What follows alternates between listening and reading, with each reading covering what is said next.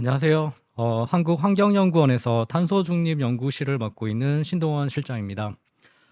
저희 연구원은 한국의 이제 환경 정책에 관한 연구와 환경 영향 평가서를 검토하는 국책 연구 기관이고, 저는 다양한 환경 분야 중에서 기후, 환경, 에너지 분야에서 경제학을 토대로 연구를 하고 있습니다. 오늘 강의는 탄소 중립 전략에 대해서 말씀을 좀 드리도록 할 텐데, 강의 내용에 대해서 궁금한 사항이 있을 경우에 댓글로 질문을 주시면 강연 후 이어지는 질의응답 시간에 답변을 드리도록 하겠습니다. 오늘 말씀드릴 내용은 국가 탄소 중립, 녹색 성장 전략과 정책 과제에 대해서 조금 말씀을 드리고자 하는데요. 오늘 말씀드릴 내용은 두 가지 정도로 이야기 될 것 같습니다. 일단 기후 위기와 탄소 중립이 어떻게 연계되는지 하고, 탄소 중립 녹색 성장 전략과 정책에 대해서 어떤 과제들이 지금 현재 있고 우리가 어떤 방향성을 가지고 나아가야 되는지 말씀을 좀 드리도록 하겠습니다. 우선적으로 최근에 기후가 심상치 않다라는 말씀을 많이 하십니다. 실질적으로도 지금 기온이 굉장히 많이 상승을 하고 있고, 근래 기상 관측한 이래로 이제 가장 더웠던 해들이 계속해서 업데이트가 되고 있는데, 산업화 이전 대비해서 약 1.29도 정도 상승했다라고 지금 보여지고 있고, 어, 가장 최근에 그 23년도만 하더라도 봄철에 평균 기온 순위가 가장 높았던 그런 한 해가 되고 있고, 또 3월 달에도 평균 기온 순위가 가장 높은 달로 2023년이 기록이 되고 있습니다. 이런 온도 변화에 대한 문제뿐만 아니라 실질적으로 기후 변화는 재난 형태로서도 나타나고 있습니다. 미국 텍사스에서는 2021년에 한파 때문에 영하 18도의 북극발 한파가 있었고, 이를 통해서 전기 그리고 난방이 중단되기도 했고 수도 공급이 중단되기도 했습니다. 서유럽에서는 100년 만에 대홍수가 일어나기도 했었고, 또 호주뿐만 아니라 울진에서도 2019년, 2022년 이제 산불이 크게 있기도 했고, 또 기후 변화 때문에 꿀벌 개체가 감소하면서 농작물 가격이 상승한다든지 관련된 수분 서비스의 가치가 굉장히 많이 하락하고 있는 상태입니다.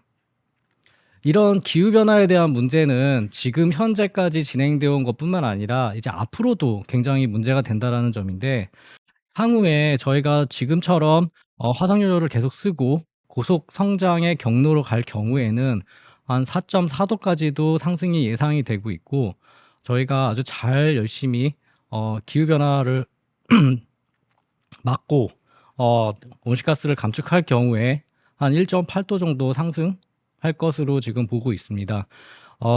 이러한 온도 변화가 결과적으로는 생물 다양성에 대한 위기가 심화될 텐데, 최대 48%에 해당하는 육상 생물종이 온도가 크게 오를 경우에 멸종 위기종으로 이제 지정이 될 가능성이 높고, 또 지금까지 이미 해수면의 변화는 계속해서 일어나고 있는데, 이 상태로 지구 온도가 상승될 경우에는 2300년엔 해수면이 한 5m 정도 이상 상승이 가능하다고 합니다.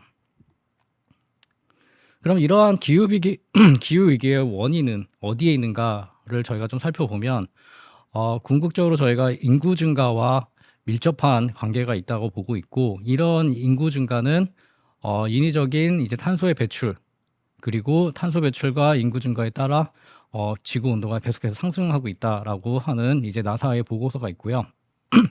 이를 이제 과연 사람의 영향이었냐, 아니면 그냥 자연근이 그대로 변할 수 있는 그런 어떤 사이클 중에 있는 거 아닌가라는 얘기들도 있었는데, 이번에 IPCC에서 2021년도에 발간된 6차 평가 보고서에 의하면, 만약에 우리가 그대로 뒀었으면 이렇게까지 상승하지 않았을 거라고 하는 결과가 발표되기도 하였습니다. 결국엔 이제 기후변화 그 대응을 위해서 이제 탄소 중립을 하는 건데, 어디서 그럼 탄소 중립이라는 말이 왔을까라고 저희가 조금 살펴보면, 가장 먼저 꼽을 수 있는 내용은 지구온난화 1.5도씨 보고서입니다. 이 보고서는 그 IPCC에서 특별 보고서로 채택이 됐고 2050년 탄소 중립을 강조한 보고서이기도 한데, 지구 온도 상승을 1.5도씨 이내로 막는 것이 우리 인류와 또 생물 다양성을 보존하기 위해서 굉장히 중요한 포인트인데, 이 포인트를 지키기 위해서 거꾸로 뭘 해야 되는지를 살펴봤더니 2050년이 됐을 때 전 세계 모든 국가에서 탄소 중립을 해야만 지구 온난화가 1.5도씨 이내로 상승할 수 있게끔 제한할 수 있다라고 하는 내용을 담은 보고서입니다. 이 보고서에 의해서 탄소 중립에 대한 개념이 이제 제시가 되고, 그 탄소 중립에 대한 내용은 이제 총 배출량에서 흡수량을 더해서 순 배출량이 0이 되는 그런 내용이라고 보시면 될 것 같습니다. 그리고 이 내용에서 보자면 온실가스 배출량이 2030년까지는 43% 정도 2019년 대비해서 줄어들어야 된다고 얘기를 하고 있습니다. 좀 더 최근에 나온 IPCC 보고서에 의하면 정책별로 이제 온난화를 전망을 하는데, 2020년대 말까지 지금 현재 채택된 정책들이 유지를 한다고 가정을 하고 이제 분석을 해보니 한 3.2도씨 정도 지구 온도가 상승할 가능성이 있다라고 보고 있고요. 만약에 저희가 조금 더 탄소 중립 목표, 그리고 이제 국가별로 제시한 이제 감축 목표들을 조금 이행을 한다면 한 2.8도 정도 상승하지 않겠냐라고 지금 분석을 하고 있고, 이러한 감축률들은 그 지금 현재로서 하고 있는 역할 정책들로서는 급격하게 지구 온도 상승을 막을 수 없다라는 결과를 내고 있는 보고서이고요. 이를 통해서 저희가 지금 신속하게 대규모로 아주 급진적인 온실가스 감축이 있지 않는 한 지금 현재 1.5도씨를 유지하는 것, 1.5도씨까지만 지구 온도가 상승하게끔 하도록 하는 것이 어려울 것 같다라고 하는 지금 내용들이 나와 있습니다. 이러한 기후적인 문제 외에도 탄소 중립은 조금 다른 또 측면에서 접근이 가능합니다. 그 중에 가장 대표적인 게 아까 말씀 주셨던 ESG 경영과도 연계가 되는 부분인데, 소비자들이 이제 친환경 생활, 그리고 친환경 제품에 대한 소비에 대한 욕구가 이제 증가를 하고 있습니다. 그래서 보다 건강한 삶을 위해서, 그리고 보다 미래의 지향적인 삶을 위해서 소비자들이 기업들한테 녹색 소비에 대한 생활, 그리고 소비가 증가되고 있는 부분들이 있고, 그런 요구들이 이제 진행되고 있습니다. 또 한편으로는 아까 말씀 주셨듯이 투자 회사에서 앞으로의 미래의 기후 상승이라든지 기후 변화분을 이제 고려해 봤을 때 기업의 수익성이 떨어질 가능성이 높다라고 판단을 하고 있고요. 그런 판단 속에서 이제 블랙락이라든지 이제 무디스 같은 큰 투자 회사들이 기업에게 기후 변화 대응과 또 신재생 에너지 사용이라든지 이런 ESG 요소들을 도입해서 평가를 하기 시작했습니다. 왜냐하면 기업의 가치가 향후에 기후변화 때문에 하락할 가능성이 있기 때문에, 이러한 가치를 보존하기 위해서 이제 투자 회사들이 이제 기업한테 이런 ESG 경영 같은 것들을 요청하고 있고, 또 한편으로는 이제 아리백 같이 전력을 이제 100% 재생에너지로 사용하겠다는 자발적인 기업의 캠페인인데, 이 캠페인이 그 국제의 글로벌한 기업들 외에도 그 기업들이 본인의 협력사 혹은 하청업체한테도 재생에너지의 사용을 요구하면서 많은 한국 기업들도 역시 재생에너지로 전력을 사용해서 물건을 만들도록 하는 요구가 강해지고 있기도 합니다. 또 다른 한편으로는 무역적인 측면에서 각 국가들이 무역 상대국한테 탄소 국경 조정 조치 같은 조치들을 시행하게 되는데, 이게 무슨 말이냐면 국내에서 생산되고 있는 제품들에 비해서 해외에서 수입해오는 제품들이 탄소를 더 많이 배출하고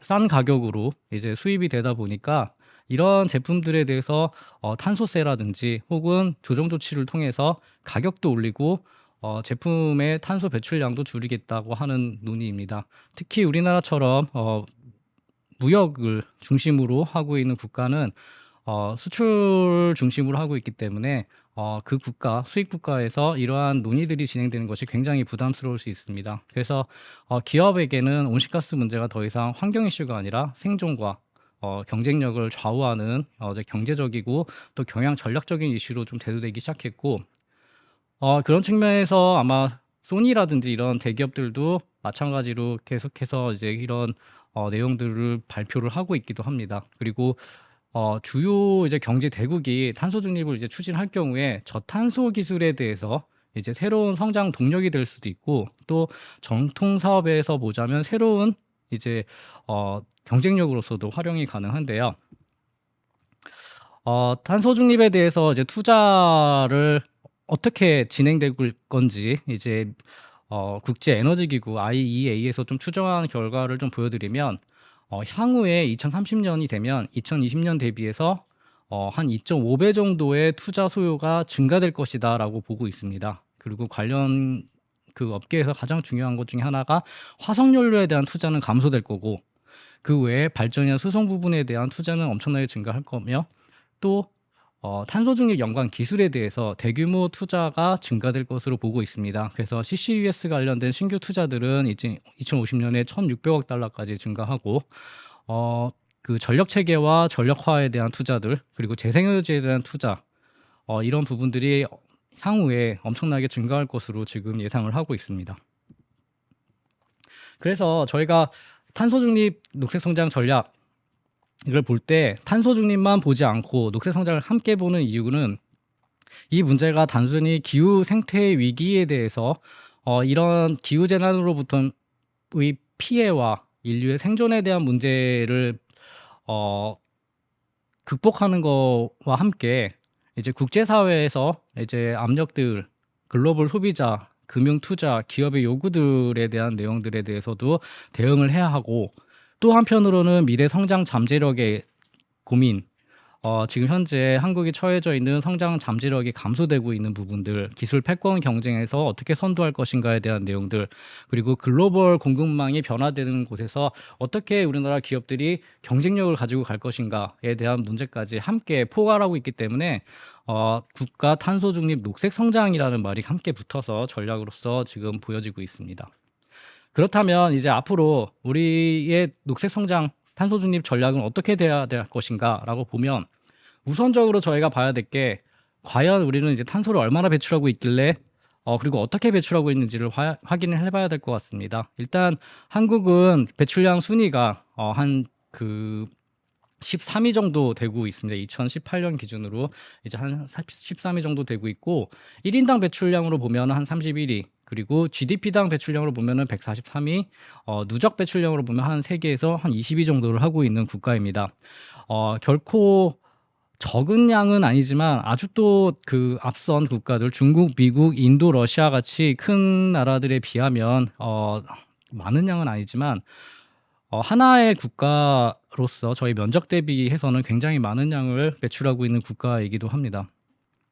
근데 이제 저희가 이런 배출 현황 속에서 감축을 하겠다라고 국제사회에 이제 약속을 하게 되는데, 그게 이제 NDC라고 하는 국가 온실가스 감축 목표가 됩니다. 그래서 이거를 이제 유엔에 저희가 2018년에 처음 제출을 하게 됐는데, 기본적으로 NDC를 작성하는 이유는 파리 협정 이후에 자발적으로 작성해서 국가 간에 이제 얼마만큼의 온실가스를 감축할 것인가에 대해서 서로 그 자발적으로 작성을 하게 돼 있고, 목표를 바꿀 수는 있지만 이제 완화는 불가능하고 강화만 가능하고, 수단들은 또 자발적으로 선택이 가능합니다. 근데 이제 그 이미 낸 이 목표는 사실상 국제사회 압박이 굉장히 큰 편이고, 저희가 18년도에 NDC를 제출을 처음에 했었는데 탄소 중립 목표와 그 경로상에 있어서 맞지 않는다고 해서 다시 NDC 상향안을 21년도에 준비를 해서 다시 제출하게 됩니다. 그리고 이 제출했던 그 목표는 23년도 최근에 들어서 다시 수정을 하게끔 되는데요. 목표는 그대로 되어 있고, 안에 저희가 어떤 수단을 이용해서 할 건지에 대해서 약간의 조정이 좀 있었습니다. 산업 부분에서의 조정이 가장 컸다고 보여지고요. 최근에 이런 모습들에 대해서 이제 상용화된 기술들만 적용을 해야 하기 때문에 저희가 조금 어, 그 목표들이 좀 조정이 되었다고 보시면 될 것 같습니다.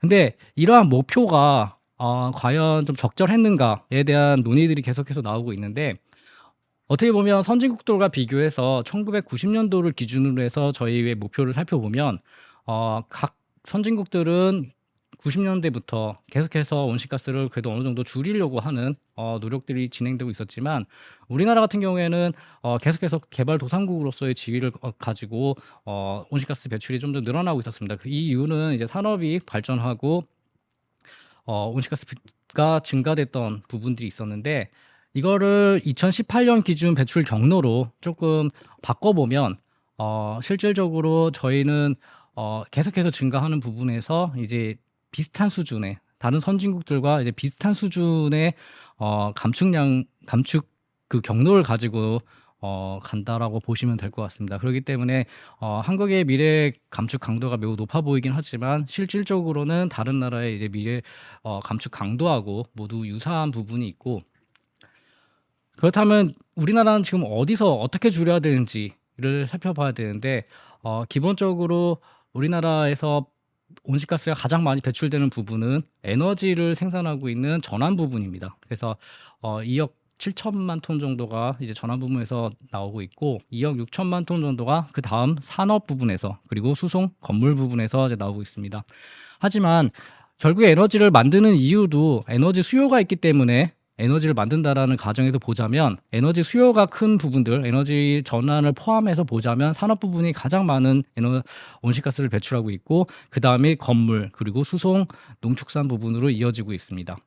그리고 가장 많이 배출하고 있었던 그 산업 부분을 다시 뜯어보면 철강 부분에서 온실가스 배출량이 거의 1억 톤 이상 나오고 있고, 그 다음에 석유화학, 그리고 비금속 부분에서 많은 양이 나오고 있습니다. 이러한 그 온실가스 배출 현황을 조금 살펴보고 나서 보면 우리가 그 어떻게 탄소 중립을 할 것인가에 대해서 얘기를 할 수 있는데, 그 방향성을 좀 살펴보면 첫 번째로 저희가 해야 될 것은 에너지의 소비를 감축하는 것입니다. 그래서 에너지 절약과 효율화를 통해서 에너지의 이용을 최대한 줄이고 산업과 건물과 수송 부분에서 에너지의 수요를 좀 줄이는 게 하나가 있을 거고요. 두 번째로는 에너지를 무탄소 에너지로 공급을 하는 겁니다. 그래서 무탄소 에너지원이 주로 이제 재생에너지나 이런 것들이 전력을 생산하고 있기 때문에 저희가 수요를 전기화하고, 그 다음에 재생에너지를 중심, 혹은 이제 무탄소 에너지 중심으로 전력을 생산을 하는 이런 시스템이 필요합니다. 세 번째로는 이미 나와 있는 이 온실가스를 이제 흡수하거나 제거하는 기술들을 적극적으로 활용하는 겁니다. 그래서 산림 등 자연 흡수원에 대해서 이산화탄소 흡수 능력을 높이는 방법이 있고, 또 다른 방법 하나는 인위적으로 이산화탄소를 포집, 이용, 저장하는 기술들을 활용해서 제거하는 방식도 있습니다. 끝으로 이제 고탄소 산업에서 주로 발생되는 온실가스 감축 부분이 필요한데, 생산 공정상에서 이제 아무리 전기화를 하고 또 무탄소 에너지를 써서 그 공급을 하더라도 원료 때문에 발생되는, 혹은 생산 공정에서 발생되는 온실가스들이 있습니다. 이런 온실가스들은 원료를 대체하거나 또 앞서 말했던 CCS 같은 기술들을 이용해서 제거하는 방식을 활용을 해야만 합니다. 조금 더 설명을 드리자면 아까 말씀드렸던 에너지 절약과 효율화 부분에 있어서 저희가 무슨 일을 그럼 해야지만 에너지를 절약할 수 있을까, 또 어떻게 효율화를 달성할 수 있을까 볼 수 있는데, 가장 첫 번째로 논의되고 있는 부분은 탄소가격제를 활용하는 방식입니다. 탄소가격제라는 건 탄소세나 배출권 거래제를 통해 가지고 탄소를 배출할 때마다 이제 비용을 부과하는 방식인데요. 이런 비용이 부과됨으로 해서 사람들이 수요를 낮춰 가지고 탄소 배출을 적게끔 하는 그런 수요 측면의 접근입니다. 두 번째로는 비슷한 맥락인데, 전기요금에 대해서 이제 비용을 더 부과하는 방식입니다. 전기요금이 이제 과도하게 낮으면 전기를 사용하고 있는 사람들이 그 일단은 더 많이 쓸 수 있는 부분들도 있고 또 국민 부담에 있어서도 전기요금이 합리적으로 제공되지 않는다면 계속해서 세금으로 저희가 전기요금을 메꿔야 되기 때문에 국민의 부담이 증가되는 부분도 있습니다. 세 번째로는 이제 규제와 지원이 정책적으로 잘 믹스돼서 진행이 돼야 되는데 이제 산업 부분에서는 탄소 가격 제도를 강화시키면서 부담도 커지지만 반면에 탄소를 감축시킬 수 있는 기술들을 도입을 지원함으로써 당근과 채찍이 함께 가야 되고 건물 부분에서는 기존 건물에 대해서는 이제 리모델링을 지원을 하고 또 반면에 신축 건물에 대해서는 에너지 효율 규제를 강화함으로써 진행이 될 수 있고 다른 한편으로 수송 부분에서는 전기차 보조금을 통해서 전기차가 좀 더 보급될 수 있도록 노력하는 반면에 평균 연비라든지 온실가스 배출 규제는 강화함으로써 기존의 내연기관 차들이 이제 다니기 어렵게 하는 방식 두 가지를 이제 적절하게 정책적으로 믹스해서 진행되는 것이 중요하다고 보여집니다. 그 다음으로는 전기화와 무탄소 에너지의 공급 부분인데 일단은 수요를 전기화하고 이제 무탄소로 전기를 이제 공급하는 것 이것이 핵심인데 가장 중요한 부분은 아마도 태양광과 해상풍력 중심의 재생에너지를 어떻게 보급할 것인가의 문제가 될 것 같습니다. 지금 현재 우리나라 같은 경우에는 한 7% 정도의 재생에너지 공급을 하고 있는 나라인데 주변 국가들에 비해서 굉장히 낮은 수준에 있고 독일 같은 경우에는 한 40% 이상 그리고 일본이나 중국도 20% 이상의 재생에너지 발전 비율을 가지고 있는데 우리나라가 7% 수준이니까 굉장히 낮은 수준에 있습니다. 근데 이런 이유는 이제 재생에너지가 가지고 있는 약점들이 있는데 이런 약점들이 우리나라 지금 현 상황에서는 굉장히 치명적일 수 있기 때문입니다. 그래서 앞으로 이제 재생에너지 부분에 있어서는 하드웨어적인 전력망하고 저장 장치에 대한 투자가 늘어나야 되고 또 관련해서 소프트웨어들 도매나 소매 전력 시장에 대한 정상화 같은 것들이 함께 진행이 되어서 전력원을 분산화시키고 또 저희가 새로운 신기술들을 계속해서 도입할 수 있는 여건을 마련을 해야 할 것 같습니다. 지금 오른쪽에 보시는 이 그림은 영농형 태양광이라는 이제 태양광 발전의 하나의 그림인데 밑에서는 농작물을 생산하면서 상부에서는 태양광 발전을 함께 할 수 있는 그런 기술이고 이런 기술들은 지금 현재 국토 면적이 협소한 우리나라 같은 경우에 농지를 활용할 수 있고 전력을 생산하는 아주 효율적인 방식이 될 수도 있을 것 같습니다. 또 다른 한편으로는 저희가 연료를 대체하고 온실가스 흡수원을 이제 확대하는 방안인데 아까 말씀드렸듯이 산업 부분에서 원료를 이제 대체를 해야만 하는 것들이 있습니다. 이런 부분들에 대해서는 제가 그 다음 페이지를 보시면 산업 부분에 대해서 이제 가장 많이 언급되고 있는 부분 중에 하나가 이제 수소 환원 제철입니다. 그래서 수소 환원을 한다라는 말 자체가 이제 철강을 만들 때 저희가 환원재로서 원래 사용되고 있었던 유연탄 대신에 수소를 활용한다는 얘기인데요.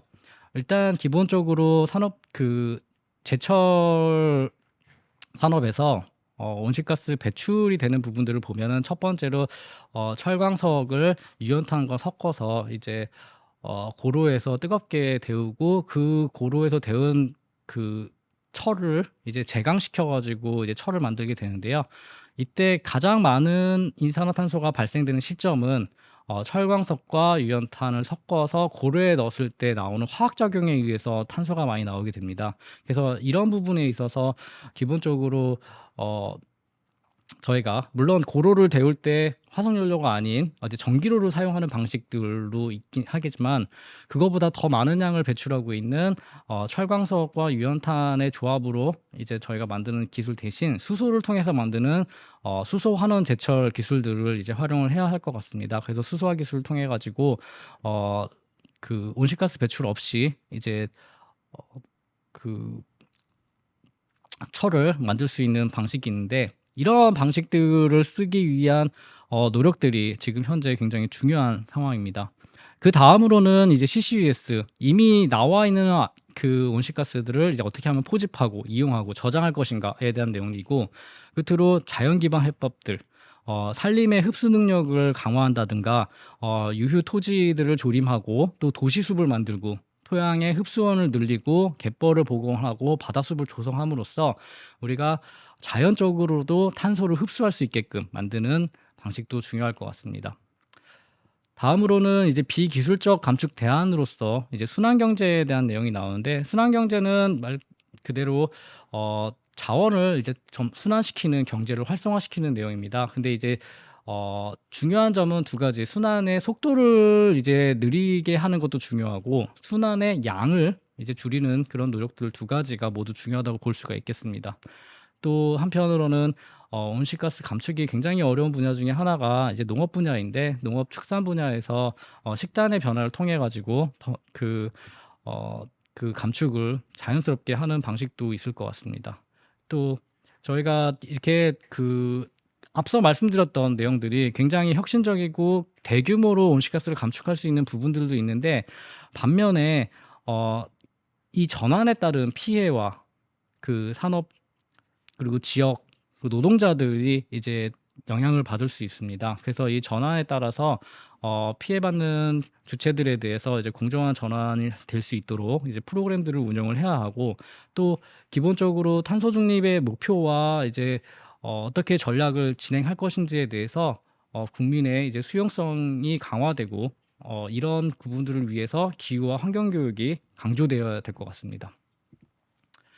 그래서 정리를 하자면, 저희가 이제 재생에너지뿐만 아니라 이제 에너지에 대한 공급 체계를 이제 개선하는 것들, 그리고 에너지의 수요 관리를 강화하는 부분들, 그리고 기술 개발 지원과 감축 대안을 이제 마련하는 부분, 그리고 사회적으로 포용적 전환을 하는 부분들, 그리고 이런 모든 것들이 가능하게 하는 이제 국민에 대한 수용성을 강화하는 부분까지 포함을 해서 탄소 중립의 추진 과제들이 이제 세부적으로 나오게 되는데요. 이런 내용들을 좀 반영을 해서 최근에 4월 달에 이제 탄소 중립 녹색 성장 기본 계획이 발표가 됐습니다. 앞서 드렸던 전략들을 다시 이제 부문별로 감축 정책으로 나눠 가지고 내용들이 좀 정리가 됐고, 그리고 한편으로는 이제 이행 기반을 만드는 강화 정책으로서 이제 내용이 구성이 되어 있습니다. 그래서 국가 비전 안에서 저 목표를 이제 달성하기 위해 감축 정책들을 각 부문별로 나눠서 한 10개의 부문으로 나눠서 각 부문별로 감축을 정책적으로 수행을 하게끔 해놓고 있고, 그리고 이것들이 잘 되게끔 하려고 하는 이제 녹색 성장 부분, 그리고 아까 말씀드렸던 정의로운 전환과 그리고 인재 양성, 인식 제고 부분들이 같이 들어가 있고, 특이하게 여기에는 기후위기 적응 부분과 그리고 지역 주도로 탄소 중립의 기반을 구축한다는 내용도 함께 들어가 있습니다. 향후에는 이제 이행 점검에 대한 평가 체계와 어떻게 이제 잘 우리가 목표를 달성할 수 있을지, 어떻게 하면 이행할 수 있을지에 대한 내용들이 이제 내용이 많이 이제 얘기가 될 것 같습니다.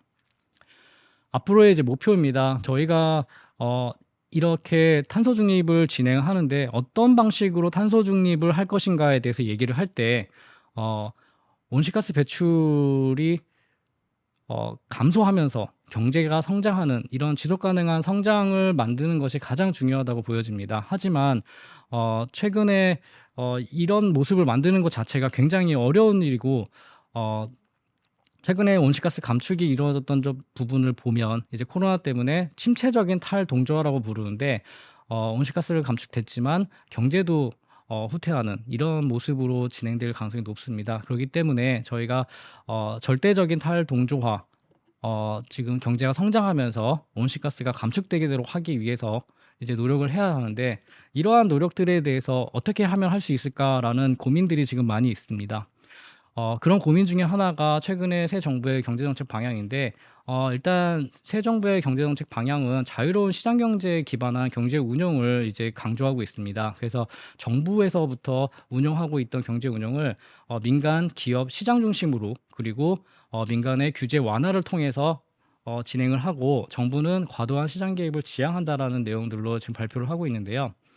이게 다시 환경 정책에도 영향을 미치고 환경 규제에 대한 패러다임도 변화하게 됩니다. 그래서 전환의 방향이 이제 허가장 규제였다면 협의형으로, 그리고 막힌 규제에서 열린 규제형으로 이제 조금 더 환경 규제가 민간 혁신을 일으키고 현장의 적용성을 높이도록 이제 개선되고 있는 부분들이 논의가 되고 있습니다. 이러한 정책 기조 속에서 앞으로의 탄소 중립 기후 변화 대응 정책은 어떻게 가야 될까 좀 살펴보면 일단 우선적으로 가장 효율적인 정책 수단은 가격을 기반으로 한 정책입니다. 그래서 저희가 그 가격 기반 정책을 통해서 감축 기술들을 선택할 때 기업의 자율성을 최대한 보장을 하고 어 그 배출권 거래제에 대한 이제 개선과 개혁이 필요한 상황입니다. 두 번째로는 탄소 비용이 제품 가격에 포함되어야만 이제 앞서 말한 카본 프라이싱 혹은 가격 기반 정책들이 효과적이게 진행될 수 있는데 고탄소 제품의 소비 감축을 이제 유도하고 저희가 그 소비에 대한 그 수요를 줄이기 위해서는 아무래도 탄소 비용이 가격에 영향을 미쳐야만 할 것 같습니다. 그리고 전력 시장의 정상화가 이제 전제돼서 진행이 되어야 할 부분으로 보여지고요. 그리고 이제 앞으로 새로운 정책들도 많이 필요하지만 기존의 정책들을 굉장히 많이 고민을 해서 담아 놓고 있기 때문에 이러한 고민이 담긴 기존 정책들이 실질적으로 이행되는 것이 굉장히 중요할 것 같습니다. 앞서 말씀드린 기본 계획 안에서도 수많은 과제들 그리고 사업들이 계획이 되어 있는데 이런 계획들이 잘 실행될 수 있도록 수용성이 담보되어서 이제 진행이 되어야 될 것 같습니다. 그리고 이런 기술들은 특히나 이제 무탄소 기술이 전면 도입될 때 가능한데 이런 부분들에 대해서 수용성을 확보하기 위한 그런 노력들이 굉장히 중요하다고 보여집니다. 예. 오늘 제가 준비한 내용은 여기까지입니다. 감사합니다.